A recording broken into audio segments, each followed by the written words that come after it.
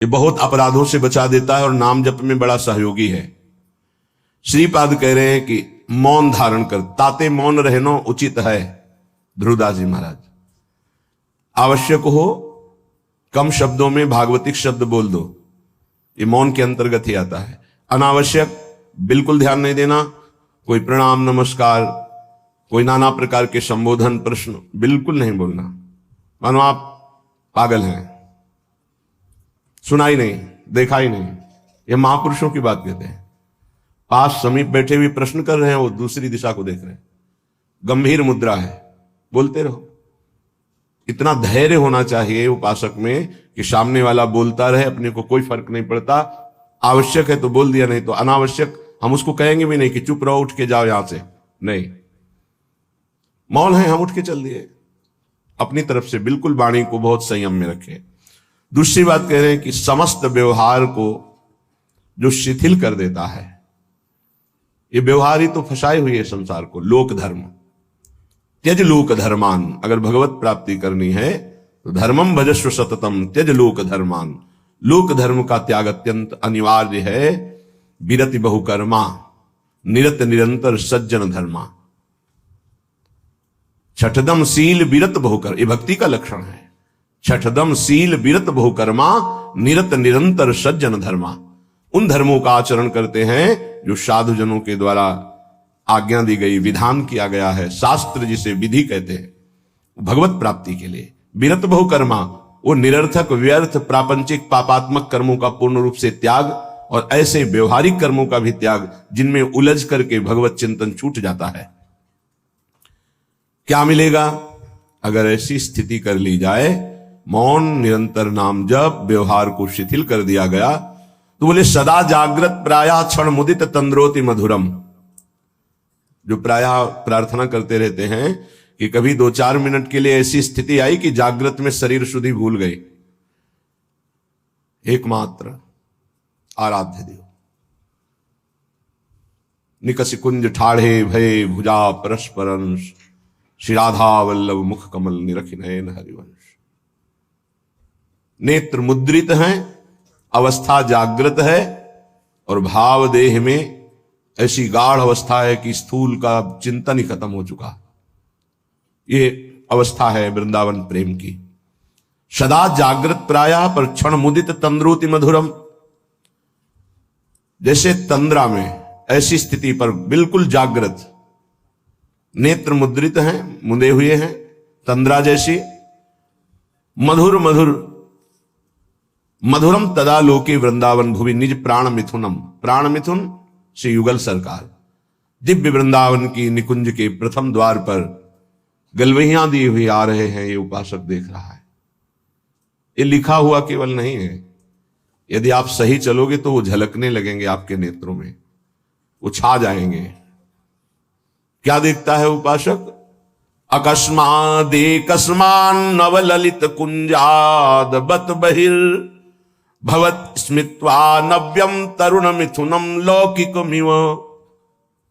लौकिकमिव, जैसे हम आपको देख रहे हैं ऐसे ऐसे प्रिया प्रीतम के दर्शन होते हैं, ऐसे नहीं वो केवल भाव में ही देख रहा है। गतो दूरम दृष्ट्वा पुनरथ निवृत्य स्वदैतौ विलोक श्याम वृंदावन भुवि महाप्रेम विकला। जिसने सारे संबंध विस्मृत कर दिए हैं, कोई हमारा नहीं प्रिया प्रीतम से। इतना अपनापन हो कर लिया कि हृदय में किसी का संबंध नहीं, किसी का स्मरण नहीं, कोई व्यवहार नहीं। मौन धारण किए हुए निरंतर नाम जब, जागृत अवस्था में मुद्रित नेत्र प्रिया प्रीतम के ध्यान में डूबा हुआ, उसको यह सौभाग्य मिलता है। अकस्मादेकस्मान नवललित कुंजाद बत बहिर्भवत स्मित्वा नव्यम तरुण मिथुनम लौकिकमिव। अकस्मात, सहसा उसको नूपुरों की ध्वनि सुनाई दी। एकदम मुड़ करके देखा, सब गायब। अद्भुत निकुंज। उस निकुंज में मंद मंद मुस्कुराते हुए स्मित्वा नव्य तरुणम, तरुण अवस्था में प्रथम भूमिका, तारुण्य प्रथम प्रवेश समय यस्या महामाधुरी। 13-14 वर्ष की अवस्था का स्वरूप, नव किशोरी, नव किशोर। लौकिक में हो, ऐसे जैसे हम आपको देख रहे हैं, आप हमें देख रहे हैं, ऐसे दर्शन होता है। अहो भाग, ये धाम ऐसी कृपा करता है। इसमें कोई साधन प्रधान नहीं भाव रहता। धाम कृपालु है, पर उस कृपा का अवगाहन करने के लिए तन्मयता चाहिए, आराध्य देव की तन्मयता चाहिए, तभी मौनम, व्यवहार शिथिल, निर्मम, किसी से कोई ममता नहीं। ये जब निकले हो तो वस्तु प्राप्त करो, इधर उधर नहीं। सबसे भूल हो जाती है यहां, किसी को अपना मानना, कुछ अच्छा लगना, कुछ सुखद लगना, ये सब भगवान की विचित्र माया के द्वारा चित्त का आकर्षण किया जाता है। भक्तों के जीवन में इसीलिए ऐसी घटना घटती है कि कीन हो इसका बहु अभिमाना, शोक हो वंच कृपा निधाना। कृपा निधान भगवान देखते हैं कि मेरे भक्त में जितेंद्रियता का अभिमान है, ब्रह्मचर्य का अभिमान है, पवित्रता का अभिमान है, तो फिर वो ऑपरेशन कर देते हैं। फिर वो अभिमान नहीं जागृत होता। ऑपरेशन बड़ा विचित्र होता है भगवान का, उपहास करवा के, अपमान करवा के, या विवेक के द्वारा, या उनके प्रियजनों के द्वारा निरादर करवा के, कई तरह के वृत्तियों से भगवान ऑपरेशन कराते हैं अपने जन का। हृदय जब निर्मम होता है, ममता रहित, अहंकार रहित, व्यवहार रहित, एकमात्र प्रियालाल में अपनापन, तब ये स्थिति का रसास्वादन होता है। आवत श्री वृषभानु दुलारी,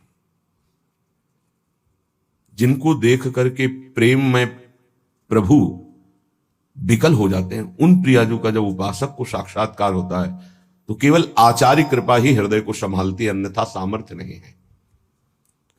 ऐसा रूप श्री लालजू महाराज का है कि बड़े बड़े मुनि जो निर्विकार ब्रह्मबोध संपन्न हैं, उनके मनों को क्षण में मोहित कर ले। मोहन मुनि सघन प्रगट परमानंद, गुण गंभीर गोपाला। ये मोहन मदन त्रिभंगी, मोहन मुनि मन रंगी, मुनियों के मन में अपने प्रेम रंग को रंग दिया। ऐसा रूप सुखदेव मुनि, बड़े बड़े महात्मा जो ब्रह्मबोध त्यागी, वैरागी, जहां कहीं भी शब्द स्पर्श रूप रस गंध का लेस भी आकर्षण नहीं, उनको आकर्षित करके बलात् अपने रूप का प्रेमी बना लिया। ऐसे रूप सौंदर्य समुद्र प्रभु अनशन पर भुज दिए बिलोकत, इंदु बदन बिबियोर, करत पान रस मत परस्पर, पर लोचन त्रसित चकोर, फिर भी नेत्र प्यासे है। ऐसे युगल सरकार को जब उपासक देखता है उसकी क्या दशा होती होगी। मछली की तरह आनंद में तड़पता है वृंदावन की भूमि में लौटता हुआ। जैसे मछली विकल होती जल के लिए, ऐसे आनंद विकलता में तड़पता है। श्रीपाद कह रहे, मंद मंद मुस्कुराते हुए नूपुर धुनी हुई देखा नवनिवृत्त निकुंज, और नवनिवृत्त निकुंज की वीथी से गलवहियां दिए हुए मुस्कुराते हुए आ रहे हैं। लौकिक में वो देख रहा है, कोई ध्यान में नहीं, खुली आंख में। और गतो दूरम दृष्टवा, समीप से ही ऐसे दूर जा रहे हैं। फिर कृपा करी पुनरथ निवृत्त स्वदैतौ, वो पुनः गलवहियां दिए हुए दूसरी वीथी से फिर सामने आ रहे हैं।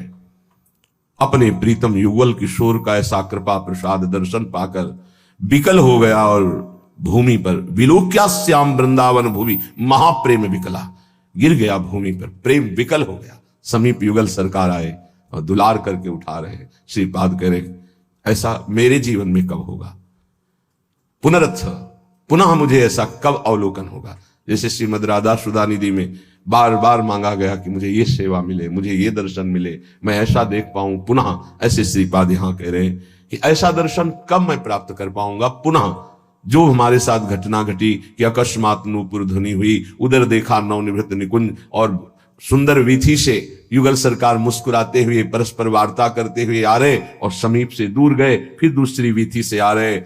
उनको ऐसे देखकर प्रेम विकल होकर के वृंदावन की भूमि में मूर्छित हो गया, आनंद मूर्छा। विलोक श्याम वृंदावन भूमि महाप्रेम विकला। फिर सरकार किशोरी किशोर आकर दुलार करते हुए उठा। ऐसा कब होगा? कितना अपार सुख उस उपासक को मिल रहा होगा जो ऐसा अनुभव कर रहा है, ऐसा देख रहा है।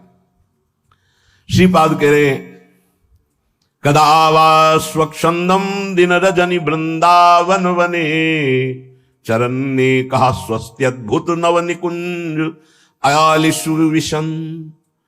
अकस्मात् देवा लौकिक मधुर कई शोर शुभया इतो ना त्वम याया इति मृदु गिरा वारयति माम। श्री वृंदावन में रात दिन व्यतीत करते हुए प्रियालाल को पुकार पुकार कर, प्रेमियों की कुछ अलग रहनी होती है। विरह कमंडल कर लिए बैरागी दूने, मांगत दर्श मधु करी छके रहत दिन रैन। रात दिन एक ही मांग रहती है, कब मिलोगे? तो क्या मिले नहीं? नहीं, रात दिन मिलने पर भी मिलने की चाह बनी हुई। ये कौन सी पहेली है? तन मन के बिछुरे नहीं, मन में भी वही और तन भी उनके समीप, पर चाह बढ़े दिन रैन। रात दिन पुनः मिलने की चाह, हर समय मिले हुए रहने पर भी मिलने की चाह। कबहू संजोग न मानही, देखई भरी भरी नैन। कभी ऐसा लगा ही नहीं क्यों मिले।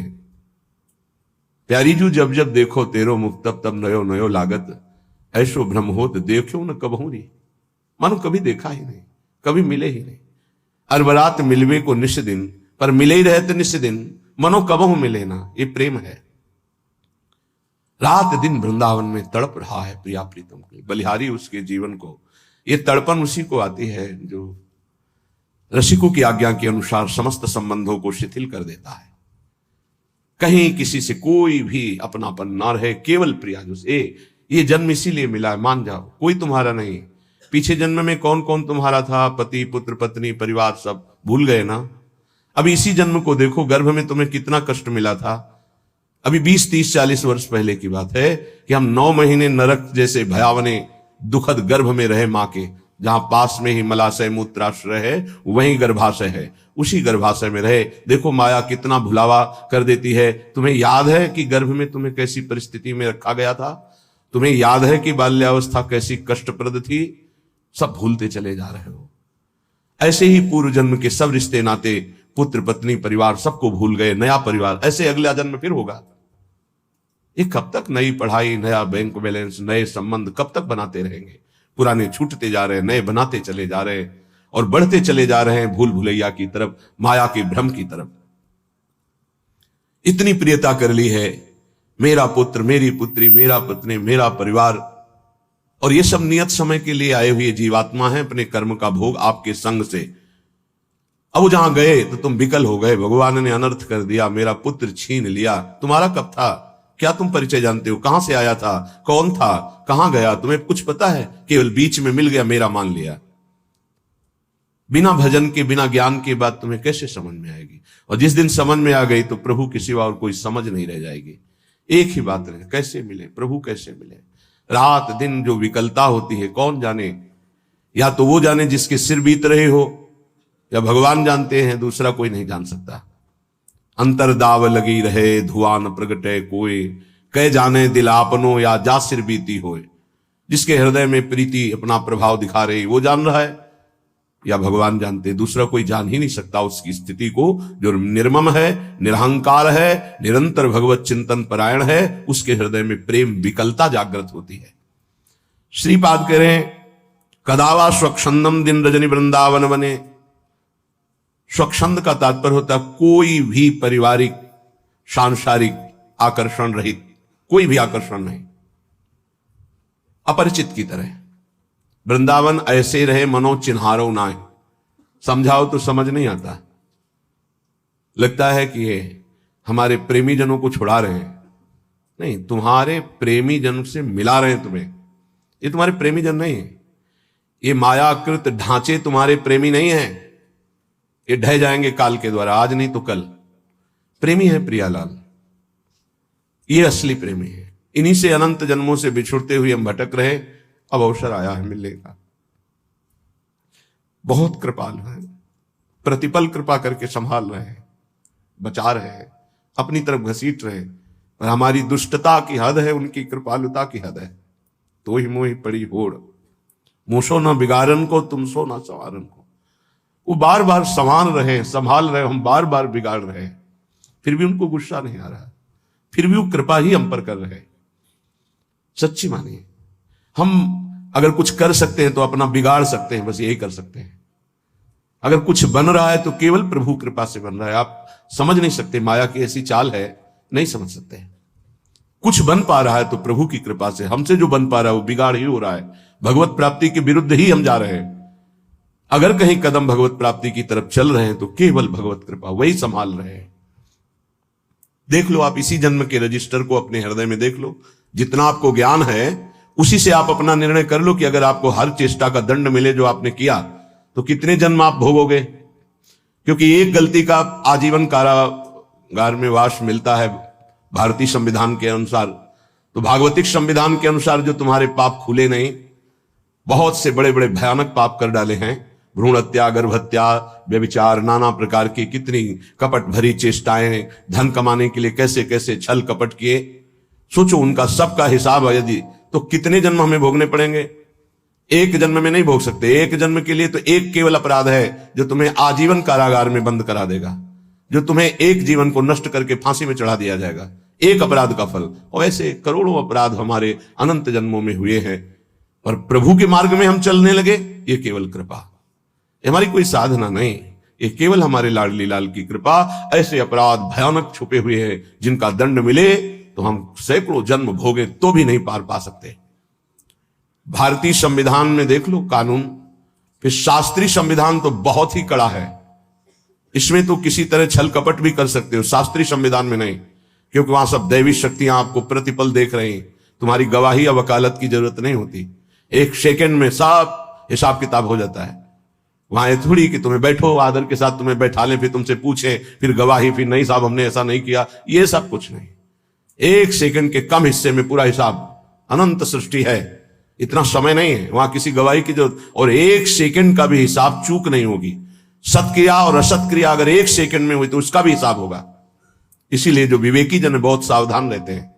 थोड़ा जीवन है, इस जीवन को पवित्र बिता करके धरोहर की भांति, जैसे कोई तुम्हें सुंदर वस्त्र दे और तुम उसे रखे रहें कि ये उसका है, पवित्र वस्त्र, ज्यों का त्यों वापस कर दिया, उसको गंदा नहीं किया, वो होता है महात्मा। चदरिया जैसी की तैसी धरी दीनी, चदरिया झीनी रे झीनी। ये शरीर रूपी चद्दर भगवान ने दी, निर्मल रखो, इसको मलिन मत करो। मलिन हो गया तो गुरु कृपा उसको पवित्र कर देगी। आश्रित रहो, आज्ञा का पालन करो, भगवत प्राप्ति के लिए कमर कस लो। ये जीवन केवल भगवान के लिए। श्रीपाद कह रहे हैं, दिन रजनी वृंदावन बने, रात दिन नाम जप करते हुए। अगर आप बाहर भी हो तो रात दिन नाम जप करो। आप सोचते हैं पढ़ लिख कर कोई ऐसा पद मिल जाए, रुपया पैसा मकान हो, बस हम सुखी हो जाएंगे। पद कुछ नहीं, रुपया कुछ नहीं, मकान कुछ नहीं, स्थिति। बड़े भाग्यशाली जन हैं जो अध्यात्म स्थिति की तरफ चलते हैं, रात दिन नाम जप कर रहे हैं, धर्म पूर्वक व्यवहार कर रहे हैं। जो जा रहा है तो शोक नहीं, आया तो हर्ष नहीं, वो महात्मा, वो भगवत प्राप्ति के योग्य हो जाता है। गए की सोच नहीं, चाहे वो मृत्यु से गया हो, चाहे वो घर से गया हो, चाहे वस्तु हो, व्यक्ति हो, स्थान हो, गए की सोच नहीं, आए की हर्ष नहीं, वो भगवत प्राप्ति का उपासक रात दिन भजन करते हुए भगवान को प्राप्त होता है। चरण ने कहा स्वस्त्यद्भुत नव निकुंजालिषु विषम। वो सदैव एकांत में चिंतन करता रहता है, एकाकी। एकांत का शब्द आते ही कोई कमरा, कोई गुफा ऐसा सोचने लगते हैं, उसे एकांत नहीं कहते, ये तो बाय है। एक एकांत स्थान को लेकर के बात। एकाकी विचरण करने का मतलब अंदर केवल परमात्म चिंतन, केवल भगवत चिंतन, वो एकांत ही है। चाहे वो ऑफिस में बैठा हो, फावड़ा चला रहा हो, किसान हो, चाहे व्यापारी हो, एकमात्र भगवान का आश्रय, उनका चिंतन, वो एकाकी ही माना जाता है, एकांत ही माना जाता है। एकांत बैठे हुए प्रपंच का चिंतन कर रहा है, वो प्रपंची ही माना जाता है। जो सदैव एकांत चिंतन करते हुए, तो उसके जीवन में मंगल सौभाग्य उदय होता है। अकस्मा देवालौकिक मधुर किशोर सुवया, अलौकिक नवनिभृत निकुंज। और सामने प्रिया प्रीतम और एक सखी कहती है, इतो ना तुम याया, इधर मत आना, वहीं खड़े रहना। उस सखी की मधुर वाक्य और सामने प्रिया प्रीतम, ये मेरे जीवन में पुनः कब होगा। सखी रो, तुम इधर मत आना, प्रिया प्रीतम पधार रहे, वहीं खड़े खड़े रूप का दर्शन करो। इतो ना तुम याया, इधर मत आना, तू सखी के अमृत में शब्द और सामने प्रिया प्रीतम, आहा ऐसा मैं कब देखूंगा।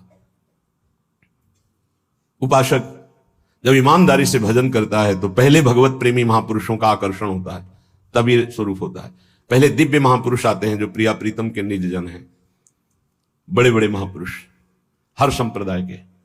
प्रिया प्रीतम के साक्षात्कार के पहले आचार्य का साक्षात्कार होता है, महापुरुषों का साक्षात्कार होता है, बड़े बड़े महापुरुषों का पहले आगमन होता है, तब निकुंजाधिपति श्री जी।